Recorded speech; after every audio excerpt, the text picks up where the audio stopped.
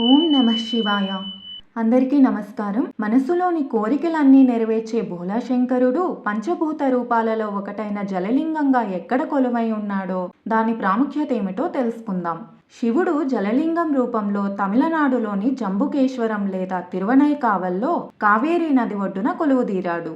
ఒక ఋషి జంబువృక్షంగా మారి శివుణ్ణి కొలుస్తున్నందున జంబుకేశ్వరంగా ప్రసిద్ధి చెందింది. ఆలయ స్థల పురాణం ప్రకారం ఓ కథ ప్రాచుర్యంలో ఉంది. ప్రస్తుతం ఆలయం ఉన్న ప్రాంతంలో పూర్వం శంభుడు అనే ఋషి నివసిస్తూ ఉండేవారు. అత్యంత శివభక్తుడైన శంభుడు శివుణ్ణి పూజించనిదే మంచినీరు కూడా స్వీకరించేవాడు కాదు. అలా శంభునికి ఒకరోజు శివుణ్ణి ప్రత్యక్షంగా దర్శించి సేవ చేసుకోవాలనే కోరిక కలిగింది. వెంటనే శివుణ్ణి ప్రత్యక్షం చేసుకోవడానికి తపస్సు మొదలుపెట్టాడు. భక్త సులభుడైన శివుడు శంభుని తపస్సుకు మెచ్చి ప్రత్యక్షమై వరం కోరుకోమన్నాడు. అప్పుడు శంభుడు తన మనోభీష్టం ప్రకారం శివుణ్ణి ప్రత్యక్షంగా పూజించాలని కోరుకున్నాడు. అందుకు శివుడు అంగీకరించి తానిక్కడ లింగ రూపంలో వెలుస్తానని చెప్పి అంతర్ధానమయ్యాడు. ఆనాటి నుండి శివుడు ఇచ్చిన వరం ప్రకారం లింగంగా ఆవిర్భవించగా శంభుడు జంబువృక్షమే శివుణ్ణి అర్చిస్తుంటాడు. ఆలయ ప్రాంగణంలో ఉన్న జంబువృక్షమే శంభుడని భక్తుల విశ్వాసం. ఇక్కడి ప్రత్యేకత ఏమిటంటే జలలింగం అని పేరు పొందిన లింగం యొక్క పానవట్టం నుంచి ఎల్లప్పుడూ నీరు ఊరుతూ ఉంటుంది. లింగం పానవట్టంపై ఒక వస్త్రం కప్పి ఉంచి కొంతసేపటికి భక్తుల ముందే దాన్ని పిండుతారు. ఆ పిండిన వస్త్రం నుంచి నీరు రావడం మనం స్వయంగా చూడవచ్చు. అందుకే ఈ లింగం జలలింగంగా పేరు పొందింది.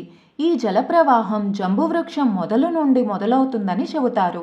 ఇక్కడ అమ్మవారు అఖిలాండేశ్వరి దేవిగా దర్శనమిస్తారు. గతంలో అమ్మవారు చాలా ఉగ్ర రూపంలో ఉండేవారని, అమ్మవారిని శాంతమూర్తిగా మార్చేందుకు ఆదిశంకరాచార్యుల వారు అమ్మవారిని ప్రసన్నం చేసుకున్నారని ఆలయ స్థల పురాణం.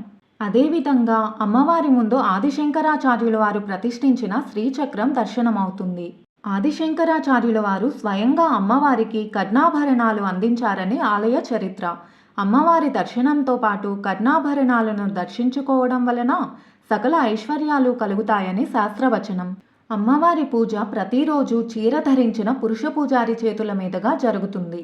విద్య, వివాహం, సంతానం ఇలాంటి మనసులోని ఏ కోరికలైనా జలలింగం దర్శనంతో సాకారమవుతాయి. ఈ కార్తీక మాసంలో శివుని పంచభూత లింగ దర్శనమే కాదు, ఆ కథ విన్నా పుణ్యమే. నెక్స్ట్ వీడియోలో పంచభూత లింగాలలో ఒకటైన వాయులింగం గురించి తెలుసుకుందాం.